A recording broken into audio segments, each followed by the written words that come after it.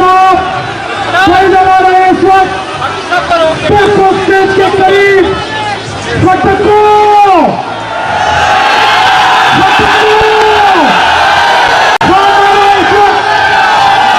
दिलों के खान हमारी जान पाकिस्तान तरीके और इस वक्त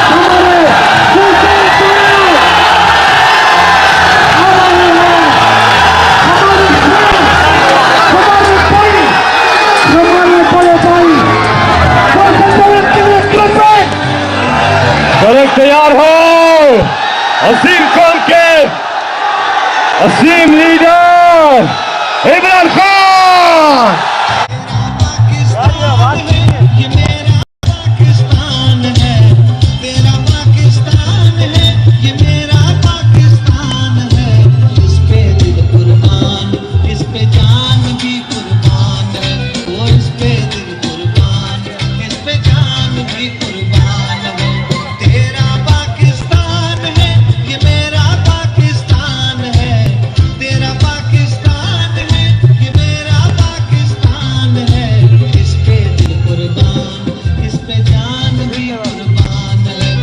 बिस्मिल्लाहिर्रहमानिर्रहीम।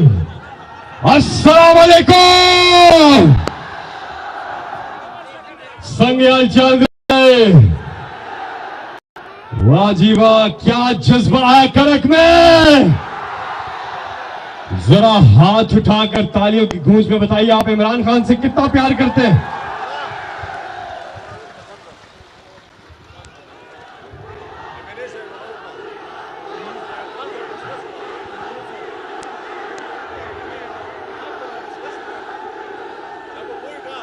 जनाब पाकिस्तान तहरीक इंसाफ के चेयरमैन और पाकिस्तान के मुस्तकबिल करीब के वजीर आजम इमरान खान जिस शानदार अंदाज में करक आपने इस्तकबाल किया इमरान खान साहब का, माशाअल्लाह। और अभी मैं देख रहा हूं लोग अभी आ रहे हैं। थोड़ी देर के बाद इमरान खान साहब खिताब करेंगे। यहाँ पे वजीर आला खैबर पख्तूनख्वा महमूद खान साहब मौजूद हैं। पाकिस्तान तहरीक इंसाफ खैबर पख्तूनख्वा के साथ खटक से भी यहाँ पे मौजूद हैं और अली अमीन गंडापुर और सेनेटर शिबली फराज यहाँ पे मौजूद हैं। हम इब्तिदा करेंगे अल्लाह ताला के बाबरकत नाम से। औज़ु बिल्लाहि मिनश शैतानिर रजीम, बिस्मिल्लाहिर रहमानिर रहीम, अल्हम्दुलिल्लाहि रब्बिल आलमीन, अर्रहमानिर रहीम, मालिकि यौमिद्दीन, इय्याका नअबुदु व इय्याका नस्तईन, इहदिनस सिरातल मुस्तकीम, सिरातल लज़ीना अनअमता अलैहिम गैरिल मग़दूबि अलैहिम वलद्दालीन। आमीन। अल्लाह ताला का इरशाद मुबारक है कि अल्लाह ताला और उसके फरिश्ते नबी सल्लल्लाहु अलैहि वसल्लम पर दुरूद और सलाम भेजते हैं। इसलिए ए ईमान वालों, तुम भी आप सल्लल्लाहु अलैहि वसल्लम पर दुरूद भेजा करो। सब मिलके दुरूद शरीफ पढ़ लें। सल्ले अला मुहम्मदिन वाला आलिही वसहबिही वसल्लिम। अल्लाहुम्मा सल्ले अला मुहम्मदिन वाला आलिही वसहबिही वसल्लिम। जज़ाकल्लाह।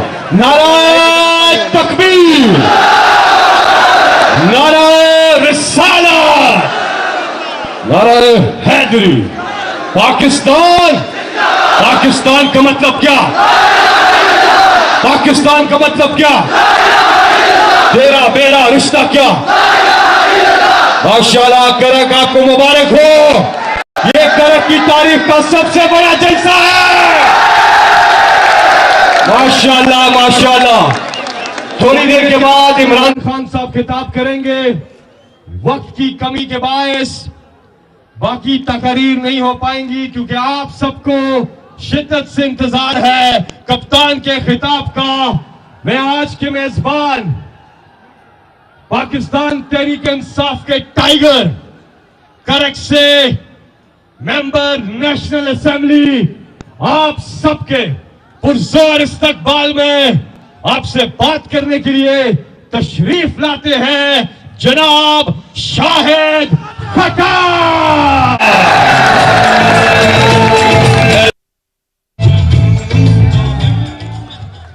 औज़ु बिल्लाहि मिनश शैतानिर रजीम, बिस्मिल्लाहिर रहमानिर रहीम, इय्याका नअबुदु व इय्याका नस्तईन। चेयरमैन साहब, सबसे पहले मैं आपको अपने जिले करक आने पर खुशामदीद कहता हूँ। खान साहब, इसी ग्राउंड के जब आप आए थे 2018 के इलेक्शन में, मैंने आपको कहा था कि आपसे मोहब्बत करते हैं, करक के अवाम आपसे इश्क करते हैं, इश्क आके देख लेंगे। खान साहब, मैं मुख्तसर बात करूंगा। यहाँ पे इस ग्राउंड को जेल चौक कहते हैं। यहाँ पे ना किसी पॉलिटिकल पार्टी ने हिम्मत किया जलसा करने का, ना इरादा किया। आज से मैं जेल चौक को इमरान खान चौक का ऐलान करता हूँ। और पीडीएम वालों को खान साहब साजिश कर रहे थे कि हम काले झंडे लाएंगे, हम ये करेंगे। मैं उनको बताता चलो कि किसी में हिम्मत नहीं है। हम पुख्तू में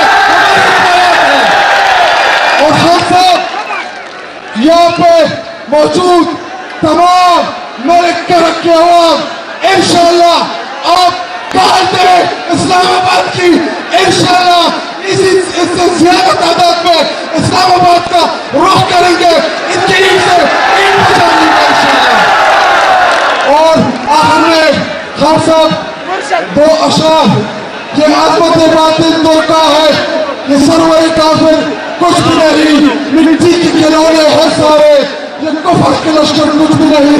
अल्लाह से डरने वालों को बातिल से डरना कुछ भी नहीं। जब होम खुदा हो दिल में तो कैसे कुरान जिनका मंसूर नहीं, कुरान जिनका दस्तूर नहीं, फिर हाथ ऐसी आजादी पर ये मौत करने का कुछ भी नहीं। शुक्रिया, जिंदाबाद।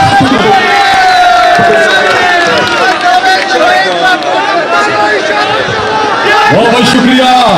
हाजी दस चल दे चाकड़ी के ताकड़ी जमा सरा, दस जुल्म न कभी सोचा सरा। वो शायर ने कहा ये इमरान खान साहब के बारे में कि ना शेर की दहाड़ से, ना शेर की दहाड़ से ना तीर की दहाड़ से, ना डीजल की गुफ्तार से,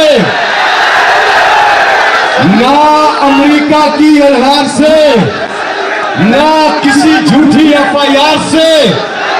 इमरान डरता है सिर्फ अपने परवरदिगार से। माशाल्लाह माशाल्लाह। जरा जहां तक आवाज जा रही है पीछे तक एक साथ मिलकर सबको सुनने लगो। Via via.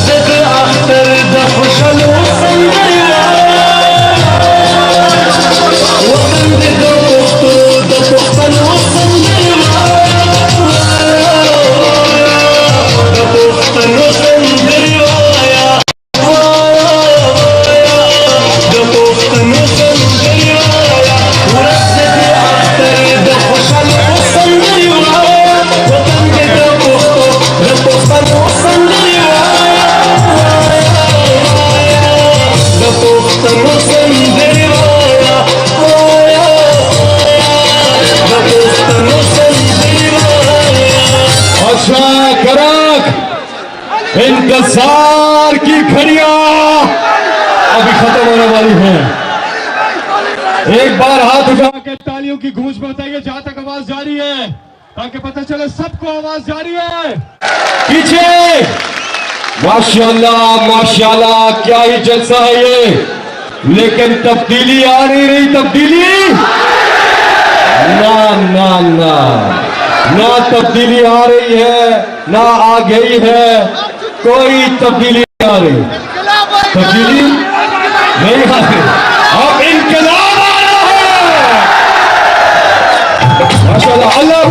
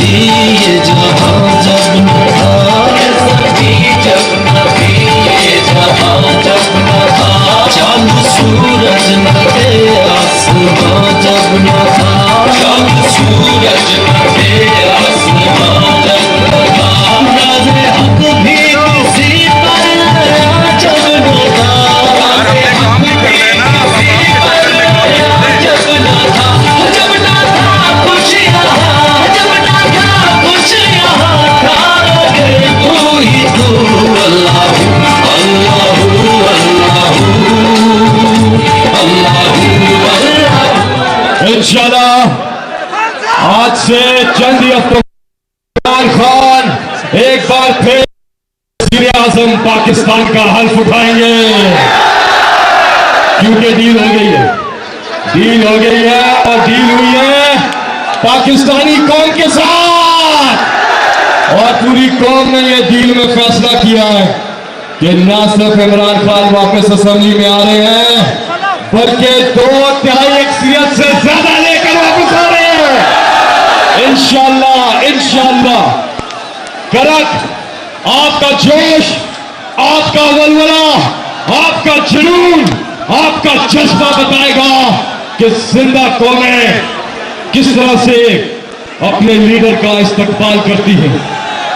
जिस मुल्क के पास ऐसी कौम हो और जिस मुल्क के पास इमरान खान जैसा लीडर हो, उसे कोई शिकस्त नहीं दे सकता। मेरे साथ मिलकर इस्तकबाल कीजिएगा पाकिस्तान मुस्तकबिल करीब के वज़ीर-ए-आज़म। पाकिस्तान की आन है आप, करक की जान है आप, पाकिस्तान के कप्तान है आप, इम्पोर्टेड हुकूमत के लिए तूफान है आप। तशरीफ लाते हैं इमरान खान। मेरा पाकिस्तान है, तेरा पाकिस्तान है, ये मेरा पाकिस्तान है। इस पे दिल कुर्बान, इस पे जान भी कुर्बान है। वो इस पे दिल कुर्बान, इस पे जान भी कुर्बान है। तेरा पाकिस्तान। बिस्मिल्लाहिर्रहमानिर्रहीम। इय्याका नअबुदु व इय्याका नस्तईन।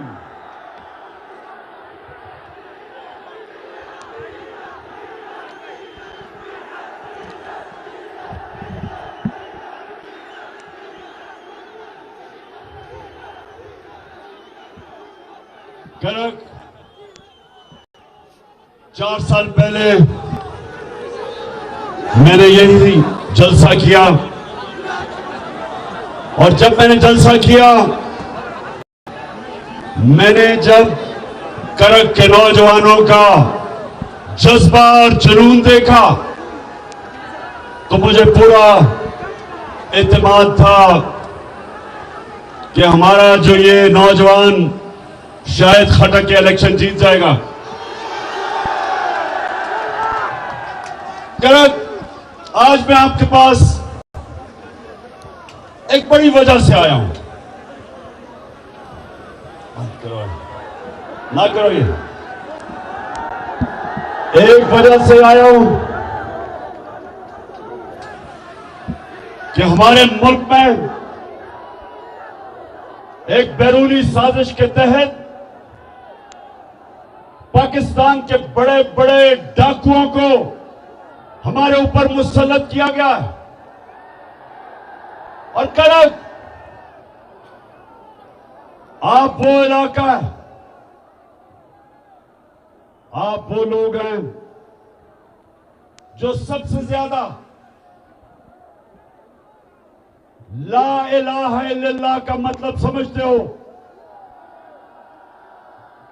कि ये दावा कि अल्लाह तेरे सिवा हम किसी के सामने नहीं झुकते, ये हमारा दावा है। तो जब ये चोरों को एक बैरूनी साजिश के तहत हमारी कौम के ऊपर मुसल्लत किया गया, तो हम सबका फर्ज बन जाता है कि हम अपनी हकीकी आजादी की जहाद लड़ें, क्योंकि गुलाम की परवाज नहीं होती, सिर्फ आजाद इंसान ऊपर जाते हैं, आजाद मुल्क तरक्की करते हैं, गुलाम सिर्फ अच्छे गुलाम बनते हैं। तो जो ये साजिश थी, इसका क्या मतलब था? इसका मकसद ये था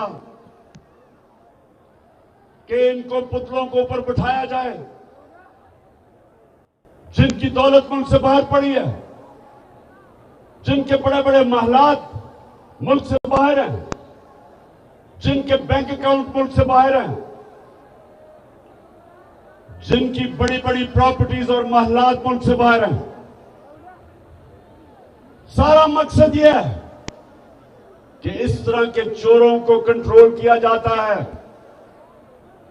जिन लोगों ने बाहर से साजिश करके आपके ऊपर मुसल्लत किया, उनको पता है कि ये उनके सारे हुक्म मानेंगे, वो एक बार से कंट्रोल होंगे। और करक ये ना भूलें कि यही जरदारी और नवाज शरीफ 10 साल जब ये पावर में थे, 2008 से लेके 18 तक, तो 400 ड्रोन अटैक हुए हमारे मुल्क पे, कबायली इलाके जो यहां से दूर नहीं है। 400 ड्रोन अटैक हुए इन दोनों के, जब ये दोनों हुक्मरानी कर रहे थे। कोई दुनिया में मिसाल नहीं, कोई दुनिया में मिसाल नहीं कि एक मुल्क की आप जंग लड़ रहे हैं, उनके लिए जंग लड़ रहे हैं, उनके लिए उनकी जंग में हम शामिल हैं, और वो ही हमारे मुल्क के ऊपर 400 ड्रोन अटैक करें और मुल्क के हुक्मरान चुप करके एक दफा उनकी मजम्मत ना करें, प्रोटेस्ट ना करें, एहतजाज ना करें, बल्कि उनके साथ मिलके इन्होंने हमारे मुल्क के ऊपर 400 ड्रोन अटैक करवाए, क्योंकि उनके गुलाम हैं, पैसे बाहर पड़े हैं इनके, और जिधर इनके पैसे पड़े हैं वो कंट्रोल करते हैं इनको।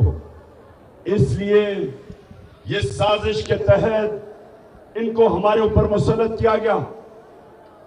और ये जो आए हैं, इनका मकसद मुल्क की ना महंगाई कम करना था, ना मुल्क की तरक्की करवानी थी। इनका सिर्फ एक मकसद था, एक मकसद है। नौजवानों मुझे बताओ वो क्या है मकसद? क्या मकसद है?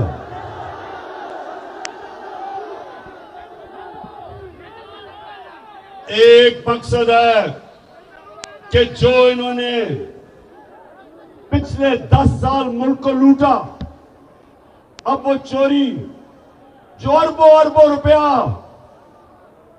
रुपए के केसेस थे, 1100 अरब रुपए के केसेस थे इनके ऊपर, 1100 अरब रुपया उसको माफ करवाना था, एनआरओ लेना था, इन्होंने एनआरओ लेना था।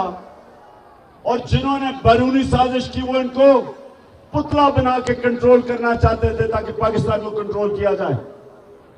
इसलिए करक नौजवानों, आपने मेरा साथ देना है और मैंने इनका मुकाबला करना है। मेरी नजर में एक दफा ला इलाहा इल्लल्लाह आपके दिल में चला जाता है, आप कभी भी किसी की गुलामी नहीं करते। इन चोरों की गुलामी से करने से बेहतर मर जाना है। अमेरिकनों के गुलामों की गुलामी करने से बेहतर है कि इंसान जिंदा ही ना रहे। इसलिए मैं इनका मुकाबला करूंगा। और नौजवानों, आपने मेरे साथ चलना है। हाथ उठा के बताएं मुझे नौजवानों।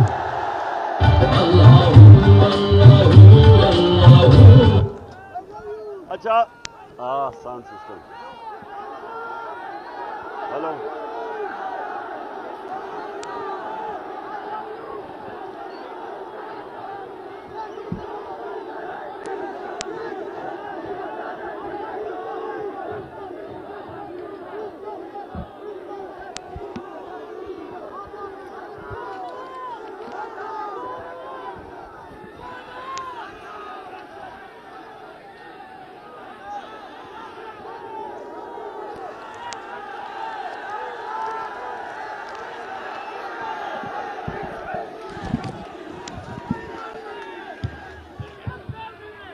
हाँ जी, बड़े मौके पे साउंड गया। नीचे आ जाओ, नीचे आ जाओ, गिर जाओगे। अच्छा सुनो, करक। अच्छा, किसी ने अपने मोबाइल फोन के ऊपर वो जो क्राइम मिनिस्टर शहबाज शरीफ की टेप सुनी है?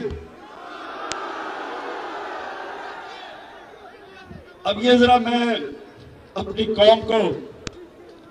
कौम को बताना चाहता हूं कि मेरा मौला अल्लाह सच का खुदा है, अल हक है। उसका वादा है कि थोड़ी देर के बाद थोड़ा सब्र करना पड़ता है, लेकिन सच हमेशा सामने आता है। अब वो क्या चीज उसमें टेप में आई? इसमें 3 चीजें खास तौर पे सामने आई। पहली चीज कि मरियम का दामाद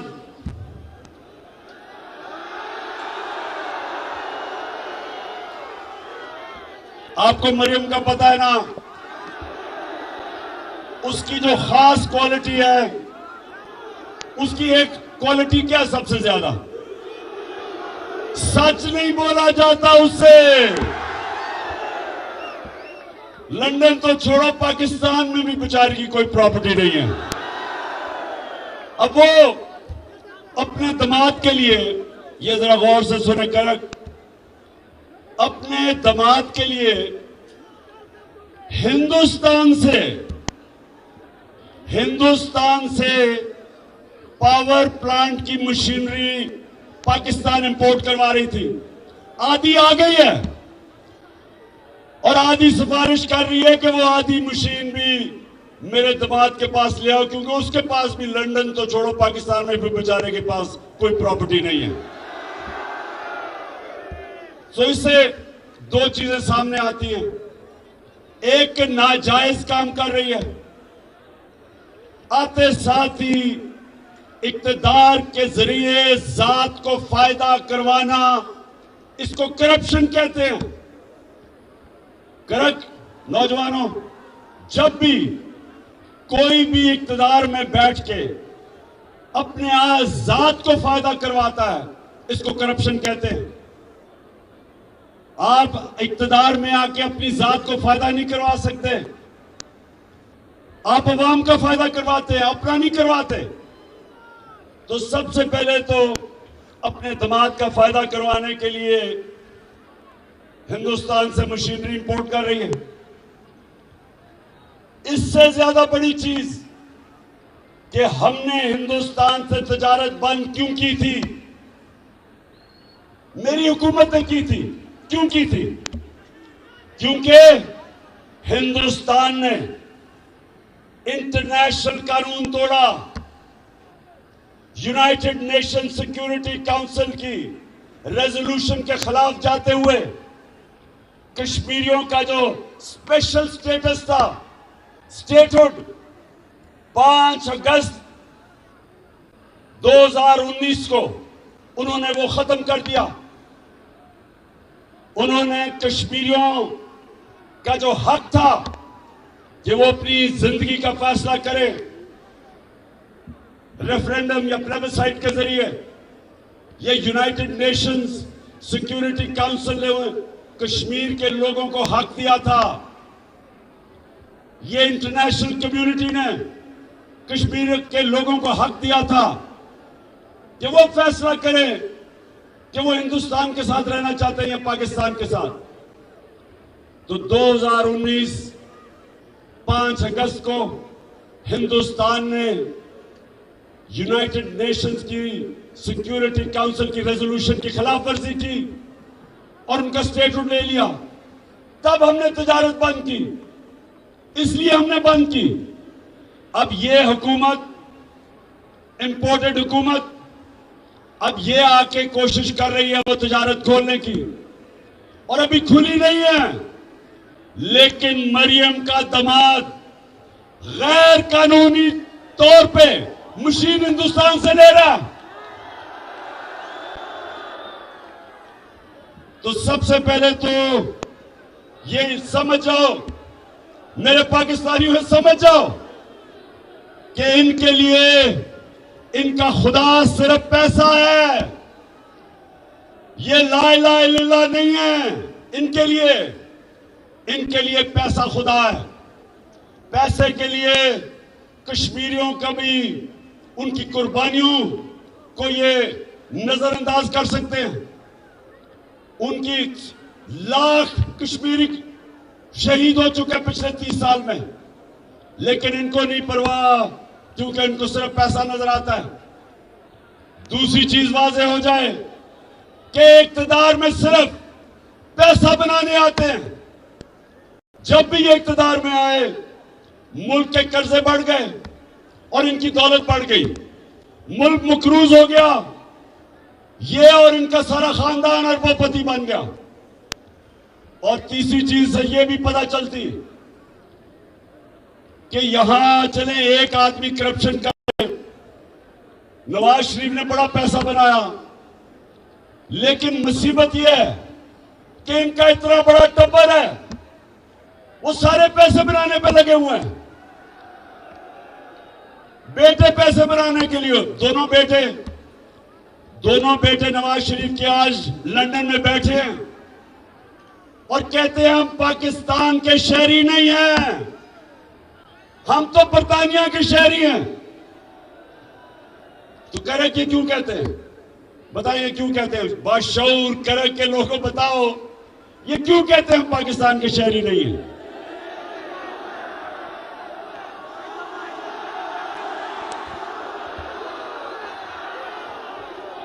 ये इसलिए कहते हैं, करक ये इसलिए कहते हैं कि अगर ये कहें पाकिस्तान के शहरी हैं तो इनको बताना पड़ेगा कि अरबों रुपए के घरों में रहते हैं ये। मैं लंदन सबसे बेहतर जानता हूं। जिस इलाके में इनके घर हैं वो सारे लंदन का सबसे महंगा इलाका है, और लंदन यूरोप का सबसे महंगा शहर है। ये उस इलाके में रहते हैं। जिधर बर्तानिया का प्राइम मिनिस्टर भी नहीं रह सकता। ये चोरी का आपका पैसा, इस मुल्क से पैसा चोरी करके वहां रह रहे हैं। और जब इनसे पूछो कि जी ये हसन शरीफ, ये जो हसन शरीफ है, ये आता हूं अभी मैं डीजल के ऊपर भी, पहले इसकी बात कर लूं। हसन शरीफ लंदन के जिस घर में रहता है उसकी कीमत 10 अरब रुपया है, 10 अरब रुपया। जब इससे पूछो कि जी ये किधर से आपके पास पैसा आया, तो कहता मैं तो जवाब दे नहीं हूं क्योंकि मैं तो पाकिस्तान का शहरी नहीं हूं। तो इसहाक डार ने भी बच्चे बाहर भेजे हुए हैं, शहबाज शरीफ के भी दोनों बेटे बाहर भाग गए, बड़े बड़े महलों में रह रहे हैं। तो समझ जाएं कि ये जो सारे मिलके, ये जो सारा टब्बर है, सारे पैसे बना रहे हैं। और जब ये इक्तिदार में आते हैं, इनका मकसद सिर्फ पैसे बनाना है। जो कि ये जो टेप लीक हुई है, इससे अब वाज़ेह हो गया कि अभी दामाद साहब ने भी पैसे बनाने हैं। मरियम को बहुत तकलीफ है कि मेरे दामाद को पैसे बनाने दो, उसको मुश्किलों में ना डालो, क्योंकि मरियम के पास तो बेचारी लंदन तो छोड़ो, पाकिस्तान में भी कोई प्रॉपर्टी नहीं है। तो करेक्ट सुनो जरा, मैं ये क्यों आपको कह रहा हूं। सारी दुनिया में मैं फिरा हूं, अमीर और गरीब मुल्कों में क्या फर्क है?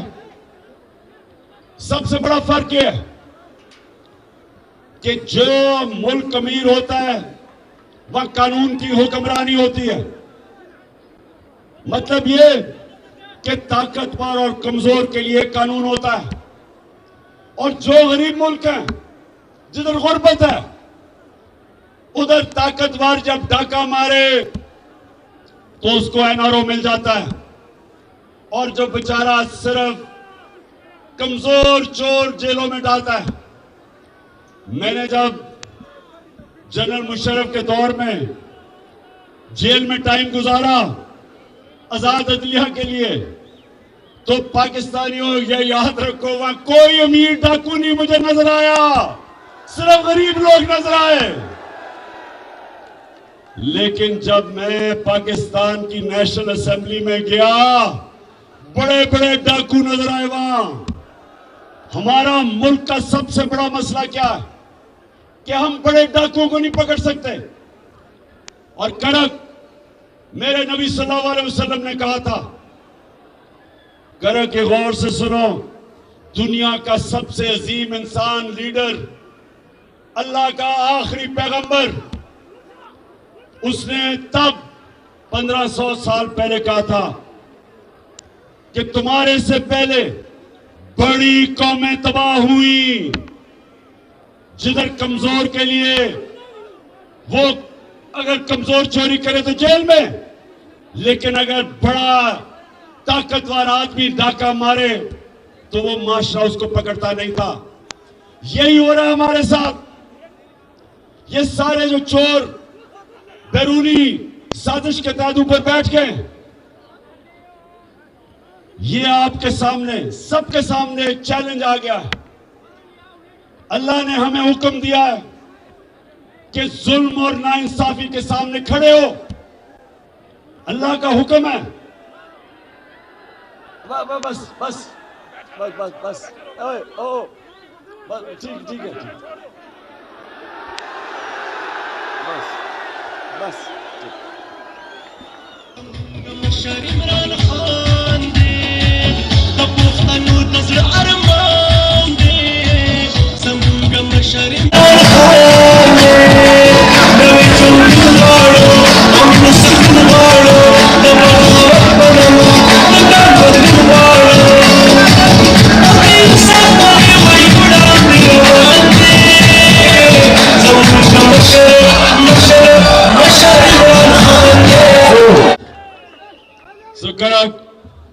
अल्लाह ने पाकिस्तानी कौम को चैलेंज फेंका, हमें चैलेंज फेंका उसने कि ये जो साजिश के तहत इस मुल्क के बड़े बड़े डाकुओं को, जिसमें से 60% कैबिनेट के अंदर जो लोग हैं वो जमानत पे हैं, करप्शन की जमानत पे हैं, जो टोटल केसेस ये माफ करवा रहे हैं।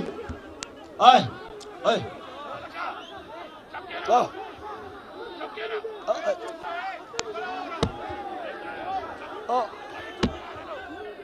बस बस बस बस बस बस सुने सुने सुने करक, छोड़ दें आप इसको।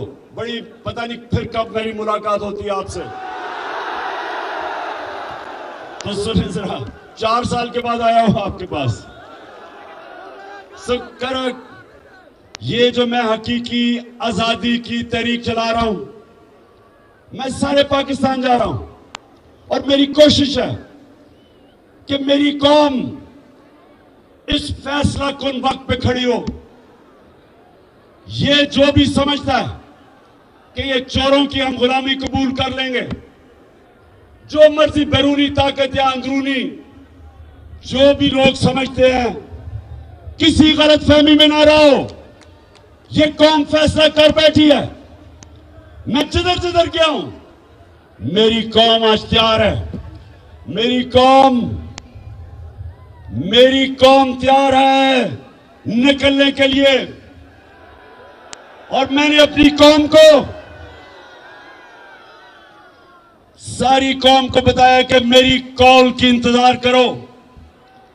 कप्तान अब एक ऐसी प्लानिंग कर रहा है। 25 मई को हमने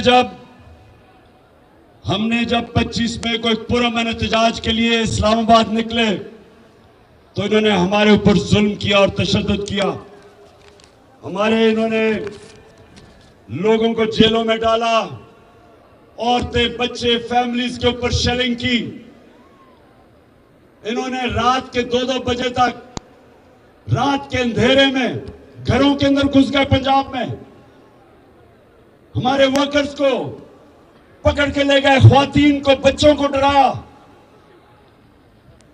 और जिस तरह की शेलिंग की इस्लामाबाद में और लिबर्टी चौक में, लाहौर में, इसकी कोई मिसाल नहीं मिलती कि फैमिलीज के ऊपर उन्होंने शेलिंग की। तो अब मैं तैयारी कर रहा हूं। मेरा प्लान है, वो जो मुजरिम कातिल राना सनाउल्लाह, उसका भी प्लान है, और शहबाज शरीफ का भी,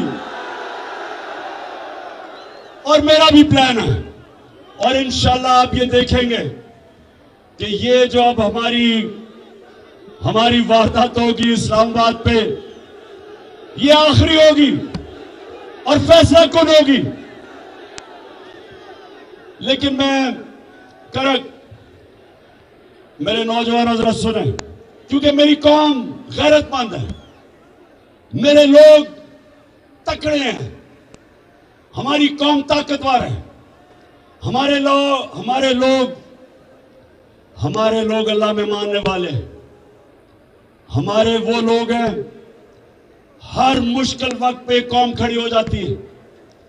लेकिन ऊपर हमारे बैठे हैं वो लोग, आपने पता नहीं, खैर आपने तो नहीं देखा होगा, अभी शहबाज शरीफ न्यूयॉर्क गया हुआ है, उधर इसने एक इंटरव्यू दिया, एक औरत के सामने इंटरव्यू दिया, और इतनी मुझे शर्म आई कि पाकिस्तान का प्राइम मिनिस्टर औरत के सामने कह रहा है कि खुदा के वास्ते हमें पैसे दे दो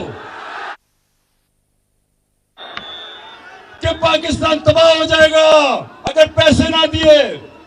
हम अपने कर्जों की किस्तें वापस नहीं कर सकेंगे। उसको कह रहा है औरत को। मैं देख रहा हूं वो भी घबराई हुई है कि ये क्या कह रहा है। उनका प्राइम मिनिस्टर, वो तो एक टीवी एंकर थी, उसे कहता है कि आप दुनिया को पैगाम दे कि हमारा मुल्क तबाह हो गया और हम कर्जे नहीं वापस कर सकते। मैं इसलिए अपनी कौम के सामने आज ये भी कहना चाहता हूं कि देखें, करके सुने मेरी बात, ये बड़ा इंपॉर्टेंट है आपके लिए। कभी भी कौम भीख मांग के कभी भी कौम भीख मांग के ऊपर नहीं आई। कभी भी कौम अपनी गैरत मिट्टी में मिला के ऊपर नहीं आई। कभी भी कोई कौम जिसके अंदर कौमी गैरत नहीं होती, कभी वो ऊपर नहीं आती। आज तक अगर हम कर्जे लेके और दुनिया के सामने भीख मांग के, एड लेके अगर हमें तरक्की करनी होती तो अब तक कर चुके होते। 40 साल से हम एड मांग के गुजारा कर रहे हैं। जब अफगान जहाद हुई तो जब पाकिस्तान ने उनकी मदद की या पाकिस्तान ने कहा कि हम जहाद में शिरकत करते हैं, तो ये याद रखें कि हमारे तब सरबराह ने पैसे मांगे कि हमें पैसे कितना में दोगे। जब 9/11 के बाद हम अमेरिका की जंग में शामिल हुए, फिर हमें सबसे ज्यादा यह था कि हमें कितनी इमदाद मिलेगी। डॉलरों के पीछे हमने सिर्फ इसलिए कि हमने अपने मुल्क को ठीक नहीं किया और पैर पर नहीं खड़ा किया, हम अपनी फॉरेन पॉलिसी अपने बजाय लोगों की बेहतरी के लिए हम दूसरों के लिए बनाते थे ताकि डॉलर मिल जाए, इमदाद मिल जाए। और अगर इसी पॉलिसी के तहत अगर मुल्क में खड़ा होना था तो अब तक खड़ा हो जाता। लेकिन बदकिस्मती कि आज पाकिस्तान का वजीर आजम अमेरिका में जाके हर जगह पैसे मांग रहा है कि जी खुदा के वास्ते पैसा दे दो। वो है वो वाला कि मैं भीख मांगने नहीं आया। मैं सऊदी अरब से होके आया हूँ, मैं यूएई के होके, अभी मैं तुर्की होके आया हूँ। और मैंने उन भाइयों को कहा कि आप हमारे बड़े अजीम भाई हैं, हमेशा आपने हमारी मदद की। और मैंने यही कहा जब मैं आया हूं तो आप समझने की शायद मांगने आया, मैं नहीं आया, लेकिन मजबूरी है। हमारा जिस तरह माजी में 75 साल में आपने हमारा हाथ बटाया है, कुछ ऐसा आप हाथ मैंने कहा मैं वादा करता हूं कि इंशाअल्लाह हम पूरी कौम हम मिलकर दिन रात मेहनत करेंगे, पसीना गराएंगे, अपने पांव पे खड़े।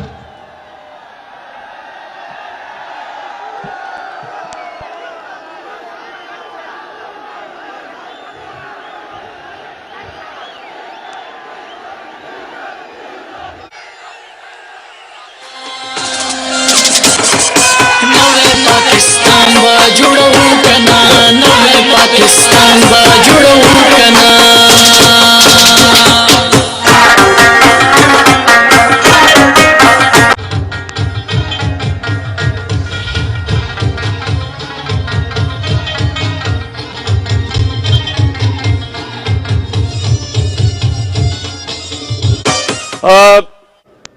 कहता 75 साल से आप हमारी मदद कर रहे हैं। मैं मांगने नहीं आया, लेकिन मजबूरी है। आप इधर से निकल जाएं, कोई भी आपको मांगने वाला मिलेगा, वो सारे कहेंगे कि जी मैं बड़ी मजबूरी है घर में, इसलिए मैं मांगने आया हूं। तो मेरे घर के नौजवानों, मैं सिर्फ आपके लिए, नौजवानों के लिए खास तौर पे, कि देखिए कौम कैसे खड़ी होती है। खुददारी से कौम फैसला करती है कि हमने अपने जोर पे हम अपनी दौलत में इजाफा करेंगे और मुश्किल वक्त में खर्चे कम करेंगे। जिस तरह एक घर होता है, एक घर में मुश्किल वक्त आ जाता है, घर पे कर्जे चढ़ जाते हैं, तो वो घर क्या करता है? सारे घर के अफराद मेहनत करते हैं, मजदूरी करते हैं, सब पैसा इकट्ठा करते हैं, खर्चे कम करते हैं और फिर अपनी आमदनी बढ़ा के अपने पैर पे खड़े हो जाते हैं। लेकिन अगर एक घर के लोग बार बार जाके लोगों के सामने भीख मांगते रहें और अपने पैर पे ना खड़े हो, वो अपनी इज्जत भी गवा देते हैं, अपनी आजादी भी गवा देते हैं और अपनी गैरत भी गवा देते हैं। इसलिए जो पाकिस्तान हम चाहते हैं, यहां से तो कोई लौटा नहीं हुआ, अच्छा, कौन लौटा हुआ था पख्तूनख्वा से?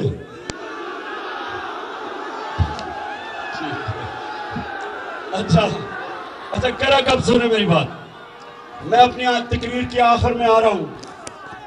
मैंने जो आपसे आज बात करनी थी वो ये कि देखें, हमने अपने मुल्क को ठीक कैसे करना है, हमने अपने पैर पे खड़ा होना।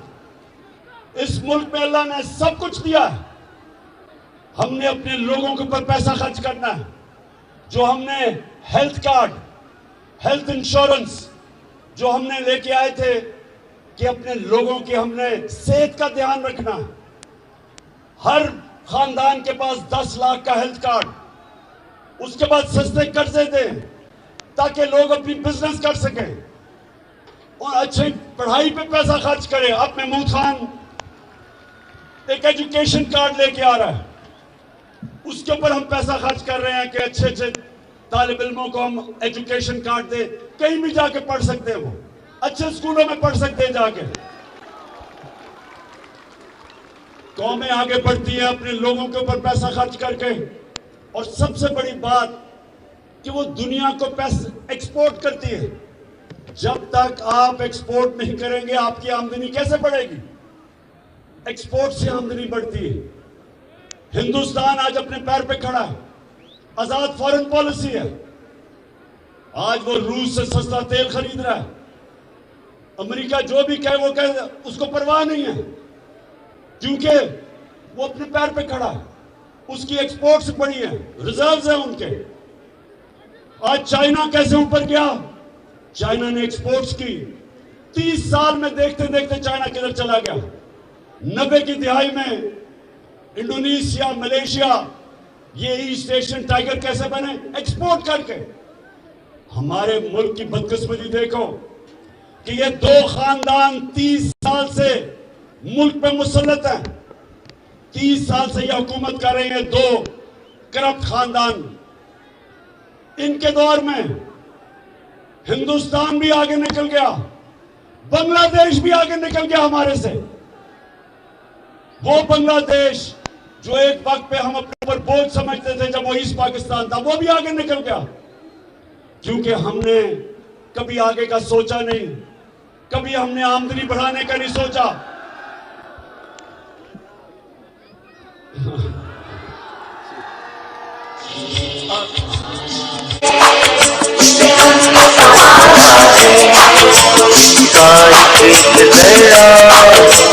जान से प्यारा है इसका एक जरा। अच्छा करक, आप एक मुझे बताओ, आप काम पे टांगने वाली बिलावल को जानते हो? अभी अमेरिका में वो इंटरव्यू दे रहा था तो उनको कहता कि जो इमरान खान है वो तो अपना आर्मी चीफ भी बनाना चाहता है, अपना आईएसआई चीफ भी बनाना चाहता है। बिलावल, तुमने अगर जिंदगी में 1 घंटा भी काम किया होता तो इससे ज्यादा अकल की बातें करते। 14 साल हो गए उर्दू नहीं सीखी सही तरह।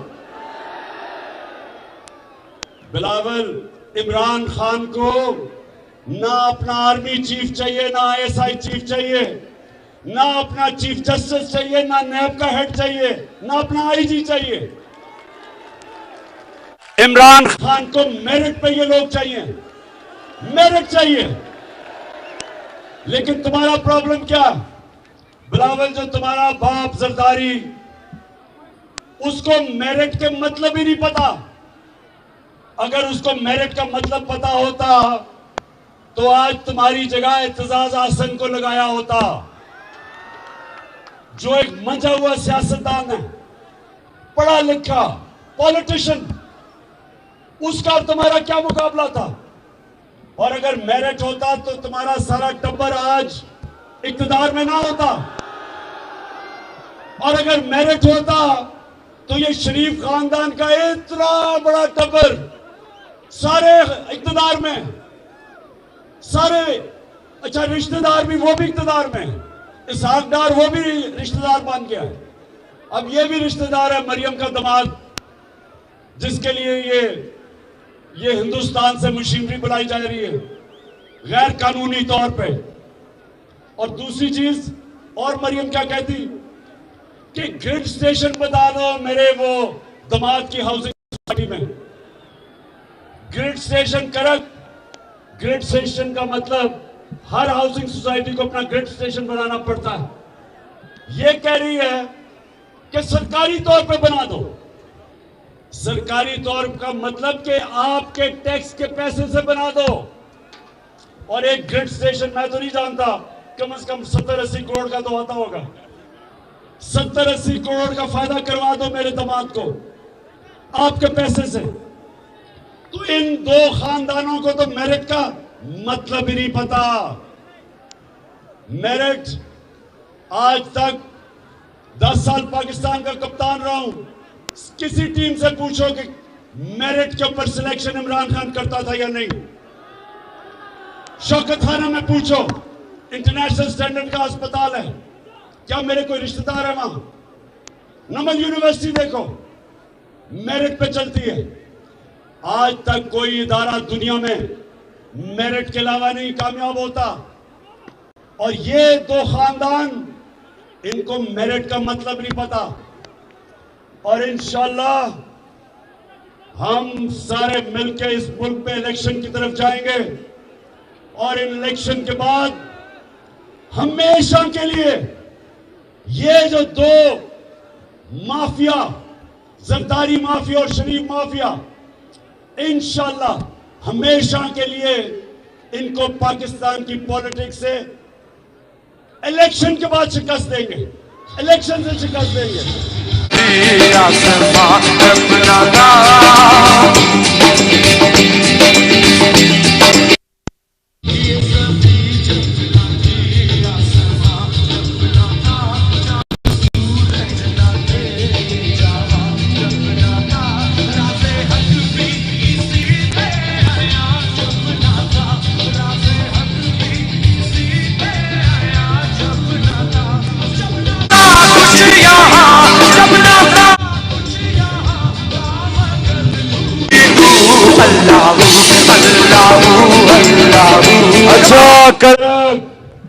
अच्छा, अब जो नौजवानों,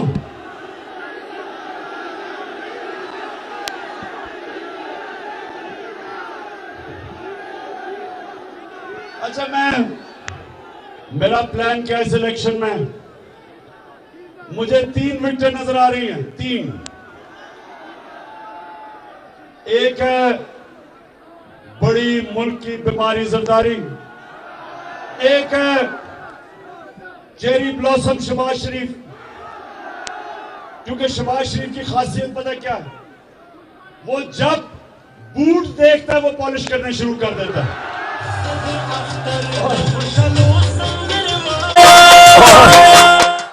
और जितना बड़ा बूट उतनी अच्छी पॉलिश करता है वो। और तीसरी विकेट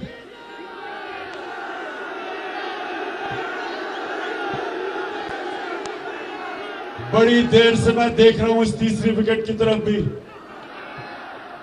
और ये बीच वाली विकेट है। और इंशाल्लाह इसके लिए वो जो मैंने इन स्विंगिंग यॉर्कर तैयार किया हुआ है, देर करके स्विंग करेगा लेकिन बीच वाली विकेट इंशाल्लाह लेके जाएगा। अब फजल रहमान ने किया क्या? आते साथ ही अपने बेटे को उस मिनिस्ट्री पे बिठाया है, NHA पे, जिधर सबसे ज्यादा पैसा बनता है। मैंने कहा फजल रहमान कम से कम चलो कोई दीनी काम ही करके चले जाओ। कोई जो हमने इतनी मेहनत से रहमतुल आलमीन अथॉरिटी बनाई थी, हमने बड़े बड़े दानिशवर और स्कॉलर्स को बिठा के एक रहमतुल आलमीन अथॉरिटी बनाई थी। वो क्यों? क्योंकि मैं चाहता था कि मेरी कौम को मेरे नबी सल्लल्लाहु अलैहि वसल्लम की जिंदगी का पता हो, स्कूलों में बच्चे पढ़ें ताकि उनके कैरेक्टर उठे, ताकि वो मेरी नबी सल्लल्लाहु अलैहि वसल्लम की जिंदगी से सीखे, उनकी सीरत से। इसलिए हमने अथॉरिटी बनाई थी कि लोगों का कैरेक्टर हो। मुसलमान तो तब है जब वो नबी के रास्ते पे चलता है, और नबी का रास्ता वो है जो इंसान की अजमत का रास्ता है। जब आप नमाज पढ़ते हैं तो आप सिर्फ एक चीज अल्लाह से मांगते हैं, करेंगे एक चीज मांगते हो अल्लाह से कि अल्लाह उनके रास्ते पे लगा जिनको तूने नेमतें बख्शी हैं। तो सबसे ज्यादा नेमतें अल्लाह ने किसको बख्शी हैं? किसको बख्शी हैं? हमारे नबी सल्लल्लाहु अलैहि वसल्लम को। हम उनका रास्ता मांगते हैं, और इसलिए हमने ये अथॉरिटी बनाई थी ताकि मेरे बच्चों को, मेरे नौजवानों को पता चले कि दुनिया की तारीख का कितना बड़ा इनकलाब आया था मदीना में। दुनिया की तारीख का सबसे बड़ा इनकलाब आया था, जिधर वो इंसान जिनकी कोई हैसियत नहीं थी, मेरे नबी सल्लल्लाहु अलैहि वसल्लम ने उनको दुनिया के लीडर्स बना दिया। दुनिया की इमामत की उन्होंने।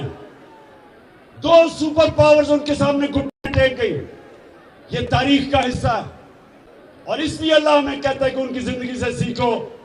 और इसलिए मैंने रहमतुल आलमीन अथॉरिटी बनाई ताकि स्कॉलर्स हमारे बच्चों का निसाब उसमें सीरत नबी सिखाएं, ताकि हमारे नौजवानों को पता हो कि वो इनकलाब क्या था, कैसे उन्होंने ज़ेन बदल दिए। फिक्री इनकलाब था कि इंसान बदल गए। जो मौलाना रूमी कहता है कि जब अल्लाह ने तुम्हें पर दिए, क्यों जमीन पे रेंग रहे हो, क्यों चूंटियों की तरह रेंग रहे हो? मेरे नबी सल्लल्लाहु अलैहि वसल्लम ने इंसानों को पर दे दिए, सब अजीम लोग बन गए, जो उनके इर्द गिर्द थे लीडर्स बन गए। और ये हुकूमत ने आके वो रहमतुल आलमीन अथॉरिटी बंद कर दी। इनको शर्म आनी चाहिए कि हम अपने लोगों की तरबियत करते हैं, कोशिश करते हैं कि उनके कैरेक्टर बड़े हों, अच्छे बुरे की तमीज समझे, अमर बिल मारूफ पे चले। अल्लाह का हुक्म है कि अच्छाई का साथ हो और बुराई के खिलाफ जहाद लड़ो। और इसलिए इंशाअल्लाह जब वापस आएंगे हम ये रहमतुल आलमीन अथॉरिटी को फिर से खड़ा करेंगे और अपने नौजवानों की तरबियत करेंगे, ताकि मेरी कौम दुनिया की इमामत करे, दुनिया के लीडर्स बने।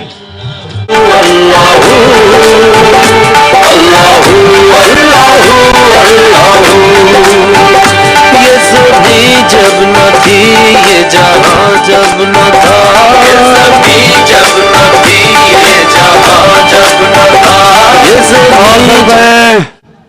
करक मैं आपके जज्बा और जुनून को आज सलाम करता हूं।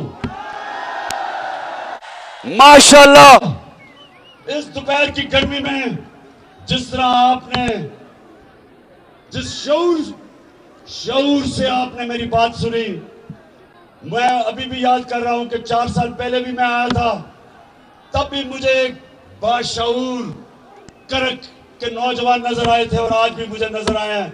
मैं आपका शुक्रिया अदा भी करता हूं, आपको सलाम करता हूं। अल्लाह अल्लाह अल्लाह अल्लाह अल्लाह अल्लाह अल्लाह अल्लाह अल्लाह